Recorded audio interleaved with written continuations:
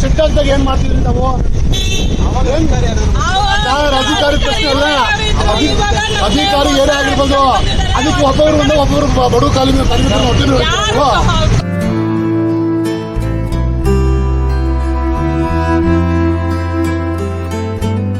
ಬೀದಿ ಬದಿ ವ್ಯಾಪಾರಿಗಳಿಗೆ ಜೀವನ ಕಟ್ಕೊಳ್ಳೋಕ್ಕೆ ಸರ್ಕಾರ ಅನುವು ಮಾಡಿಕೊಟ್ಟಿದೆ. ಸರ್ಕಾರ ಅಷ್ಟೇ ಅಲ್ಲದೆ ಕೇಂದ್ರ ಸರ್ಕಾರ ಕೂಡ ಅನುವು ಮಾಡಿಕೊಟ್ಟಿದೆ. ಬೀದಿ ಬದಿ ವ್ಯಾಪಾರಿಗಳು ಕೂಡ ಜೀವನ ಮಾಡೋದಕ್ಕೆ ಅವ್ರಿಗೆ ಅಂತಲೇ ಹಕ್ಕು ಇದೆ. ಅವರು ಬೀದಿ ಬದಿ ವ್ಯಾಪಾರಿಗಳು ಅಂದರೆ ಅವರು ಕೂಡ ಸಾಮಾನ್ಯ ಮನುಷ್ಯರು. ನಾನು ನಗರಸಭೆಯವರು ಯಾವುದೇ ಮುನ್ಸೂಚನೆ ಇಲ್ದಂಗೆ, ಯಾವುದೇ ನೋಟಿಸ್ ಇಲ್ದಂಗೆ ಅವ್ರನ್ನ ತೆರವುಗೊಳಿಸಿದ್ದಾರೆ. ನಾನು ನೇರವಾಗಿ ನಗರಸಭೆಯವ್ರನ್ನ ಒಂದು ಮಾತು ಕೇಳ್ತೀನಿ. ನಿಮಗೆ ಈ ಸಣ್ಣ ಪುಟ್ಟ ವ್ಯಾಪಾರಿಗಳು ಕಣ್ಣು ಕಾಣಿಸ್ತಾ ಇದ್ದಾರಲ್ಲ, ನೀವು ರಾಜಕಾಲುವೆ ಮೇಲಿರೋಂಥ ಒಂದು ಅಂಗಡಿಗಳ್ನ ಫಸ್ಟು ನೀವು ಅಧಿಕಾರಿಗಳು ನಿಜವಾದ ಅಧಿಕಾರಿಗಳೇ ಆಗಿದ್ದರೆ ಫಸ್ಟು ತೆರವುಗೊಳಿಸಿ. ಯಾಕೆಂದರೆ ಬೇಲಿನೇ ಎದ್ದು ಹೊಲ ಮೇಯ್ತಾ ಇದೆ ಇಲ್ಲಿ. ಅದನ್ನು ತೆರವುಗೊಳಿಸೋದು ಬಿಟ್ಬಿಟ್ಟು ನಿಮ್ಮ ಲಾಭ ನೋಡ್ಕೊಂಡು ಯಾರೋ ಬಲಾಢ್ಯರ ಮಾತುಗಳು ಕೇಳ್ಕೊಂಡು ಇವತ್ತು ಬೀದಿ ಬದಿ ವ್ಯಾಪಾರಿಗಳಿಗೆ ಸಂಕಷ್ಟ ತಂದೊಡ್ಡಿದ್ದೀರಾ. ಈ ಸಂಕಷ್ಟದ ಜೊತೆಗೆ ಅವರ ಜೀವನ ಕಟ್ಕೊಂಡು ಇವತ್ತು ಪ್ರತಿದಿನ ಅವರು ನರಳ್ತಾ ಇದ್ದಾರೆ. ಬಿಸಿಲು ಮಳೆ ಗಾಳಿ ಅಂದಂಗೆ ಅವ್ರಿಗೆ ಇನ್ನೂ ಏನಾದರೂ ಒಂದು ಸೂಕ್ತವಾದ ಬದ್ಧತೆ ಕೊಡೋದು ನೋಡಿದ್ದೀನಿ ಹೊರತು ಅವ್ರಿಗೆ ಅನ್ಯಾಯ ಮಾಡಿ ಈ ಥರ ಮೋಸ ಮಾಡಿ ಯಾರೋ ಹೇಳಿದ್ರು ಯಾರೋ ಮಾಡಿದ್ರು ಹಿಂದೆಗಡೆಯಿಂದ ಗೊತ್ತಿಲ್ಲದಂಗೆ ಮಾಡಿ ಅವ್ರನ್ನ ಈ ಥರ ರೋಡ್ಗೆ ತಂದು ಬಿಡೋಂಥದ್ದು ಎಷ್ಟು ಮಟ್ಟಿಗೂ ಸರಿ ಇಲ್ಲ. ನಾನು ಕಮಿಷನರ್ ಆಗಿರ್ಬೋದು, ತಹಸೀಲ್ದಾರ್ ಆಗಿರ್ಬೋದು, ಇವರೆಲ್ಲರಿಗೂ ಕೇಳ್ಕೊಂಡಷ್ಟೇ ಸೆಕ್ಷನ್ 128 ಪ್ರಕಾರ ಅವ್ರಿಗೆ ಜೀವನ ಮಾಡೋಕ್ಕಿದೆ. 2013ರಲ್ಲಿ ದೀನ್ ದಯಾಳ್ ರಾಷ್ಟ್ರೀಯ ಯೋಜನೆಯಡಿ ಜೀವನ ಮಾಡೋಕ್ಕೆ ಕೂಡ ಹಕ್ಕು ಕೊಟ್ಟಿದೆ ಕೇಂದ್ರ ಸರ್ಕಾರ, ರಾಜ್ಯ ಸರ್ಕಾರ ಎಲ್ಲ.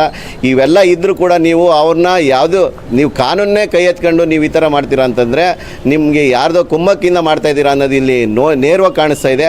ಇದನ್ನು ಮಾಡೋದು ಬಿಡಿ, ಇನ್ನೇನಾದರೂ ಮುಂದಿನ ದಿನಗಳಲ್ಲಿ ಇದೇ ರೀತಿ ಅವ್ರನ್ನ ಜೀವನ ಮಾಡ್ಕೊಳ್ಳೋದು ಬಿಟ್ಟು ಅವ್ರಿಗೇನಾದರೂ ತೊಂದರೆ ಕೊಟ್ಟರೆ ಉಗ್ರವಾಗಿ ನಗರಸಭೆ ಆಗಿರ್ಬೋದು, ತಾಲೂಕು ಕಚೇರಿ ಆಗಿರ್ಬೋದು, ಉಗ್ರವಾಗಿ ಸುಮಾರು ಎಲ್ಲ ನೆಲಮಂಗಲ ತಾಲೂಕಿನ ಇರ್ತಕ್ಕಂಥ ಎಲ್ಲ ಸಂಘಟನೆಗಳು, ಪ್ರಗತಿಪರ ಸಂಘಟನೆಗಳು ಎಲ್ಲ ಸೇರಿ ಉಗ್ರವಾಗಿ ಹೋರಾಟ ಮಾಡ್ತೀವಿ ಅಂತೇಳಿ ಈ ಮೂಲಕ ಎಚ್ಚರಿಕೆ ಕೊಡ್ತಾಯಿದ್ದೀನಿ. ಸರ್, ನಾವು ನರ್ಸರಿ ಸ್ಟಾಪು ನೆಲಮಂಗಲ ಸರ್. ಇದು ನರ್ಸರಿ ಸ್ಟಾಪಲ್ಲಿ ನಾವೆಲ್ಲ ಬೀದಿ ಬದಿ ವ್ಯಾಪಾರಿಗಳು ಮೊನ್ನೆ ಮಂಗಳವಾರ ಬೆಳಗ್ಗೆ ಬಂದರು ಸರ್. ಬಂದ್ಬಿಟ್ಟು 10 ಗಂಟೆಗೆ ಬಂದರು. DC ಯಾರು ಕಮಿಷನರ್ ಸರು, ಮೇಡಮ್ಗಳು ಒಂದು 2-3 ಜನ ಬಂದರು ಸರ್. ಬಂದ್ಬಿಟ್ಟು ನಾಳೆ ಇಷ್ಟೊತ್ತಿಗೆಲ್ಲ ಅಂಗಡಿ ನೀವು ತೆಗಿಬೇಕು, ಇಲ್ಲಾಂದರೆ ಎಲ್ಲ JCP ತಂದು ಹೊಡೆದಾಕ್ಬಿಟ್ಟು ಹೋಗ್ತೀವಿ ಅಂದರು. ನಾವೇನು ಮಾಡಿದ್ವಿ, ಕಮಿಷನರ್ ಸರ್ ಆಫೀಸಿಗೆ ಬಂದ್ವಿ, ಆಮೇಲೆ MLA ಕಡೆ ಹೋದ್ವಿ. ಸುಮಾರು ದಿನ ಓಡಾಡಿದ್ವಿ ಸರ್.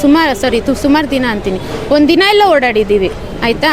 ನೋಡಿದ್ರೆ ನೆಕ್ಸ್ಟ್ ಡೇ ಏನು ಮಾಡಿದ್ರು, ಇಲ್ಲ ನೈಟ್ ಬಂದರು. ನೈಟ್ 8 ಗಂಟೆಗೆ ಬಂದು ಬೆಳಗ್ಗೆ ಅಷ್ಟರಲ್ಲಿ ನೀವು ತೆಗ್ದಿಲ್ಲ ಅಂದರೆ ಎಲ್ಲ JCP ತಂದು ಉಳಿಸ್ತೀವಿ ಅಂದರು. ನಮ್ಗೆ MLA ಸರ್ ಏನಂದ್ರು, ಒಂದು 10 ದಿನ ಟೈಮ್ ಕೊಡಿ, ಅವ್ರಿಗೆ ಏನಾದರೂ ಒಂದು ಮಾಡ್ಕೊತಾರೆ ವ್ಯವಸ್ಥೆ ಅಂದರು. ಇವ್ರು ಇದ್ಕೊಂಡು ಇಲ್ಲ ಆಗಲ್ಲ ಅಂತ ಸರ್ ಮುಂದೆ ಓಕೆ ಅಂತ ಹೇಳಿದ್ರು. ಆಮೇಲೆ ಏನು ಮಾಡಿದ್ರು, ಮತ್ತೆ ಬಂದು ಬೆಳಗ್ಗೆ ಅಷ್ಟರಲ್ಲಿ ಎಲ್ಲ JCP ಎಲ್ಲ ತಂದು ಉಳಿಸೇ ಬಿಟ್ರು ಸರ್. ಇವಾಗ ನಾವು ಎಲ್ಲಿಗೆ ಹೋಗಬೇಕು, ಏನು ಮಾಡಬೇಕು? ಈಗ ನಾನು 1000 ರೂಪಾಯಿ ಸಾಲ ಕಟ್ಟಬೇಕು. 3 ದಿನ ಆಗೋಯ್ತು, 3000 ಸಾಲ ಕಟ್ಟಬೇಕು. ನಾನೇನು ಮಾಡಬೇಕು? ವಯಸ್ಸಾದವರೆಲ್ಲ ಏನು ಮಾಡಬೇಕು? ನಮ್ಮ ಮಕ್ಳಿಗೆ ಹೆಂಗೆ ಸಾಕಬೇಕು? ಒಂದಿನ ನಮ್ಮ ಖರ್ಚೆ 600-700 ರೂಪಾಯಿ ಬೀಳುತ್ತೆ, ಮಕ್ಕಳಿಂದ ಇಟ್ಕೊಂಡು ವಯಸ್ಸಾದವರಿಂದ ಇಟ್ಕೊಂಡು. ನಾವು ಒಂದಿನ ಕೂಲಿ ಅಂಗಡಿ ಹಾಕಿದ್ರೇ ನಮ್ಗೆ ವ್ಯಾಪಾರ. ಒಂದು ದಿನ ಅಂಗಡಿ ರಜೆ ಮಾಡ್ದಂಗೆ ನಾವು ಮಾಡ್ತೀವಿ ಸರ್. ಬೆಳಗ್ಗೆಯಿಂದ ಸಂಜೆ ತನಕ ಮಾಡ್ತೀವಿ. ಈಗ ನಾವು ಎಲ್ಲಿಗೆ ಹೋಗಬೇಕು, ಏನು ಮಾಡಬೇಕು? ನಮಗೆ ಜಾಗ ಕೊಡಿ. ನೋಟಿಸ್ ಕೊಟ್ಟಿಲ್ಲ ಸರ್, ಯಾವುದೇ ನೋಟಿಸ್ ಕೊಟ್ಟಿಲ್ಲ. ಯಾರು ಬಂದು ಹೇಳಲೇ ಇಲ್ಲ. ನಾಳೆ ತೆಗಿತೀವಿ ಅಂದರೆ ಇವತ್ತು 10 ಗಂಟೆಗೆ ಬಂದು ಹೇಳಿದ್ದಾರೆ. ತಗೊಂಡಿದ್ದೀವಿ ಸರ್, ಇದೆ ನಮ್ಮ ಹತ್ರ, ಎಲ್ಲರ ಹತ್ರನೂ ಇದೆ. ತಗೊಂಡಿದ್ದೀವಿ ಸರ್. ಲೋನ್ ನಗರಸಭೆಯಿಂದ ಕೊಟ್ಟಿದ್ದಾರೆ ಸರ್. ವ್ಯಾಪಾರ ಮಾಡ್ಕೊಳ್ಳಿ ಅಂತ ಕೊಟ್ಟಿದ್ದಾರೆ ಸರ್. ಏನು ಮಾಡೋಕ್ಕಾಗಲ್ಲ, ತೆಗೀರಿ. ಈಗ ಹೊಸ ಯಾರು ಕಮಿಷನರ್ ಬಂದವ್ರೆ, ಅವರು ಮಾಡಿರೋದಿದು ತೆಗಿಲೇಬೇಕು. ನಿಮ್ಮಿಂದ ಪಬ್ಲಿಕ್ ಎಲ್ಲ ತೊಂದರೆ, ನಮ್ಮಿಂದ ಪಬ್ಲಿಕ್ ತೊಂದರೆ ಅಂತ ಯಾರಾದರೂ ಹೇಳ್ಬಿಡ್ಲಿ ಸರ್, ನಾವು ತೆಗಿತೀವಿ.